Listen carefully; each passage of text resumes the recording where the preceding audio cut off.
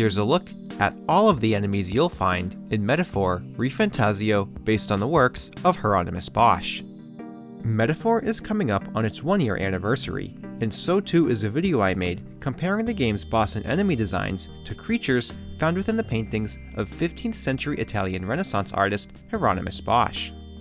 While the references are limited to the monsters with the homo prefix in their name, or humans as they're called within the game's universe, there were about half a dozen shown off in pre-release game footage I covered last year. These monsters included Homo Oppo from Bosch's The Last Judgment, Homo Fuquilo from St. John the Evangelist on Patmos, Homo Fios from the Haywain Triptych, Homo Avadis from The Garden of Earthly Delights, and Homo Gorlio, featured in another section of the same Earthly Delights painting. There were even a few monsters that were exceptions to this theme, such as Homo Butera, Homo Sabara, and Homo Tenta, who are classified as humans but don't appear to be directly sourced from any of Bosch's paintings that we know of. So perhaps not every human is a direct reference to a monster created by Bosch, and that liberties were taken to create some original designs instead. Now that the game has been out for almost a year, comprehensive lists of the game's enemies can be viewed online, allowing us to view the remaining monsters of the human race and afterwards go on a Where's Waldo throughout the countless, incredibly detailed Bosch paintings to see if we can source their designs. Our first new human enemy is Homo Casco, who you'll encounter in the Criagante Castle. This bizarre creature has quite a lot going on in terms of its design, from the oversized knight helmet it dons, to its black, crow-like head with glowing red eyes that lie within. Contrary to having the head of a bird, it walks around not on talons, but with a pair of chubby, human-esque legs, with its toes like sharp-pointed daggers. There are some other peculiar details as well, including 2 antenna-like appendages coming from within its helmet, a medieval quill case and inkwell dangling from around its beak, an arrow piercing the side of its leg, and a tail that looks like a cross between a cactus and a sword.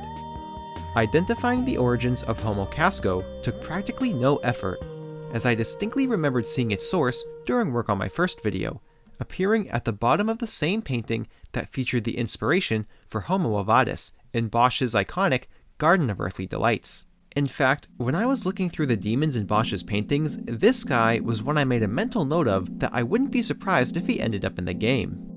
That being said, Metaphor's design team was pretty faithful in recreating Bosch's version of this monster, although the severed foot that dangled from atop its helmet does seem to have been removed.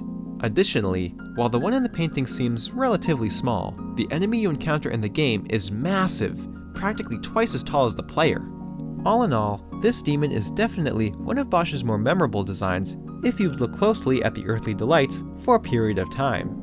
And it appears I'm not the only one in thinking this, as it's become so iconic, figurines have even been made in its likeness, alongside some of the other most memorable Bosch creatures. Whereas Homo Casco was found quite a ways beneath Homo Avadis, we don't need to do any traveling to find the source of our next human monster, Homo Flamo, as its source can literally be seen in the same shot as Homo Avadis, or the Tree Man, making it another pretty obvious find. Appearing as a boss in the game's Dragon Temple, these ears of Dumbo proportions are practically another one-to-one recreation between artwork to game. From the 2 shadowy figures who ride Lobeside, to the arrow that skewers them together, and of course, the giant knife that rests between them. Even the little etching at the base of the blade was included. Talk about attention to detail. Choosing this creature as a human enemy encountered in the game is certainly an interesting choice, considering it's simply a body part, and not even a menacing one like a creepy hand, but an ear of all things. Quite a stark contrast to the overall enemies found within a JRPG. However, I will say that similar to the other designs of Homo Avadis and Homo Casco, seeing Homo Flamo in the Bosch painting is definitely another creature design so ludicrous and distinct that, just like earwax, it's hard not to have it stuck inside your head. And as we've seen earlier, you know you can't dispute the impact of a Bosch design when it receives its own figurine. For our third human, we now turn to another Bosch painting as iconic as the Garden of Earthly Delights, this time The Last Judgment. Somewhere amidst this crowded hellscape hides the human enemy Homo Stormu. This human, appearing in the Dragon Grace Shinjuku dungeon, takes a humanoid appearance, oddly straightforward compared to the other Bosch enemies derived from pure fiction. This person, possibly an old woman given its headdress that was common amongst Renaissance women, is seen with glowing red eyes, simple robes, and doesn't attack with a knife attached to its hip, but instead wields an oversized frying pan? Sourcing Homo Stormu took a bit more effort than the other humans, but a stroke of luck upon looking through the Last Judgment eventually led me to them. As I was searching through the painting, all I could remember about Homo Stormu was person with a frying pan, like Rapunzel, except butt ugly and no flowing hair. But it wasn't until after I put the two side by side that I noticed we actually had a considerable design discrepancy. Or so I thought. As I soon found out, human enemies were given two stronger forms that are encountered in higher level dungeons than when you initially fight them. However, I thought it was strange that Homo Stormu only had one other appearance, a Void Black variation, and that its name had been changed from Stormu to Luano.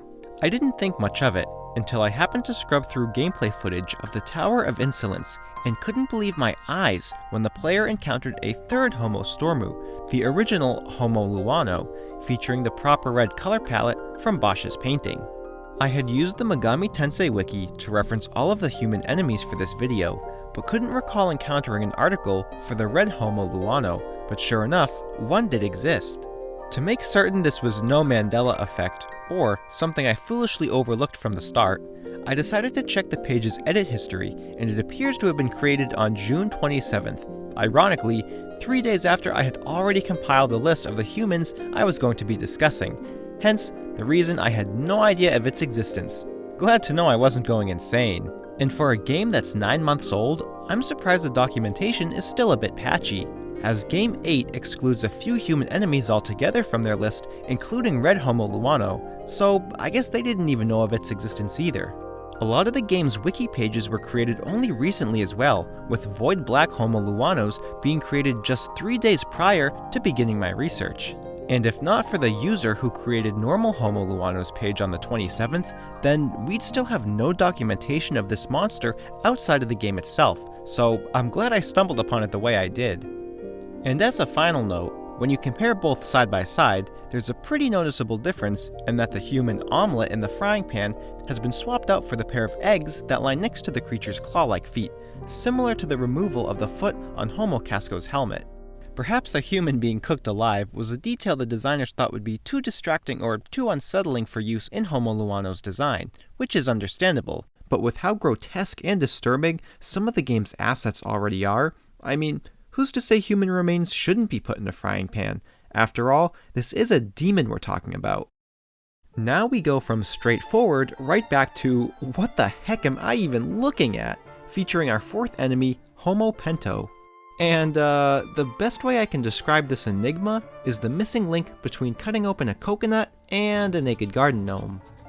Encountered in the land of ceremony, Homo Pento is a faceless, armless, walking ball of flesh with a sword pierced through its center and wearing an overly long red hat, possibly a chaperone, a common headdress for men during the Renaissance. While I was able to source the inspiration for this literal oddball, it was admittedly a bit more challenging than the previous humans. After scouring through several of Bosch's notable works the other humans were in, such as The Earthly Delights and The Last Judgment, but turning up empty-handed, I began to wonder if I had either missed the enemy or if we possibly had another Homo Tenta scenario and it was an original design for the game. Before I spent a considerable amount of time diving further into Bosch's portfolio, I did a quick search online to see if anyone else had found it before I'd go crazy. And thankfully, I was able to find a Reddit thread where a user by the name Jeansuk God compiled 6 of the enemies, including Homo Pento, into one image.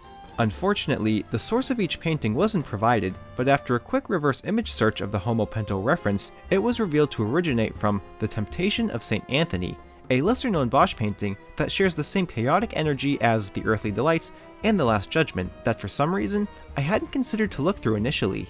Regardless, I was glad we could at least check another human off the list. As we move on to our final 2 humans, here's where things get a little interesting.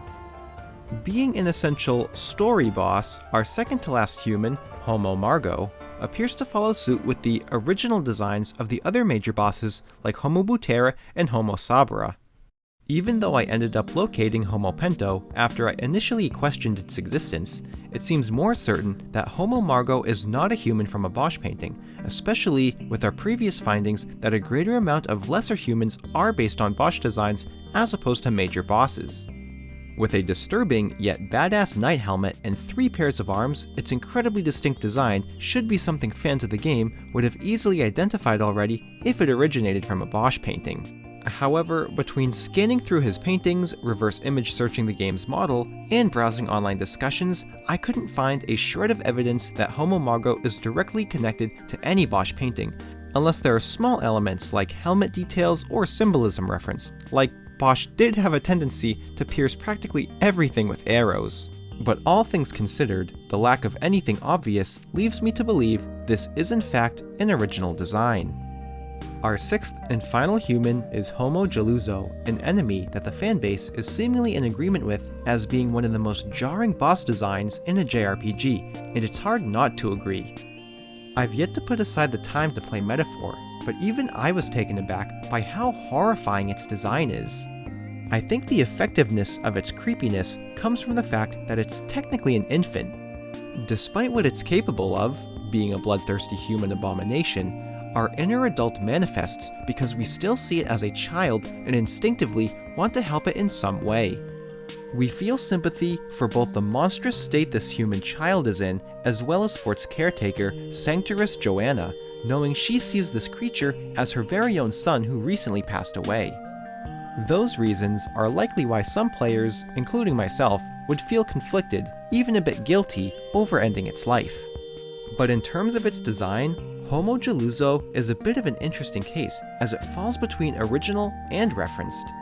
Similar to Homo Margo, after scanning as thoroughly as I could through Bosch's iconic and more obscure pieces, I came up empty-handed. However, what I did find were several of these creatures dubbed headfooters.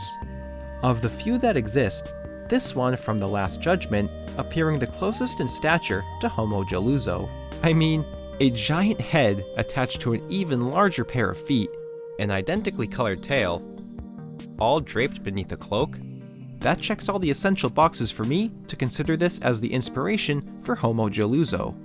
Additionally, giant open mouths seem to be another recurring element in Bosch paintings, so perhaps the two concepts were combined.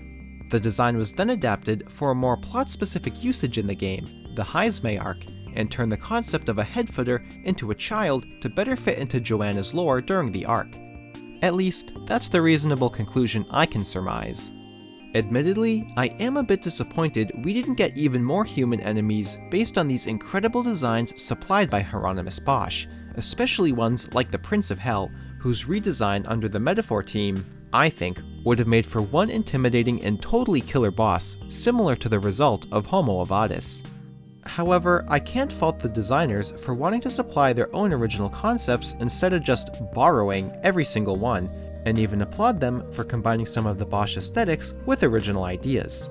And although these original creatures may be the sort of common enemies you'd expect to see in a fantasy setting, from slimes to goblins to minotaurs, they did want Metaphor to be a return to classic fantasy RPGs, so I can't fault them for that either. All in all, I do think there's a good mix between designs that are both borrowed and original, as the developers were able to give both sides their own imaginative twists that help to give this game its distinct style. In winning 3 notable accolades at the 2024 Game Awards, IGN's Game of the Year, and being the first original Atlus IP in who knows how long, it's exciting to see what the Metaphor team, Studio Zero, will have in store for us in the future.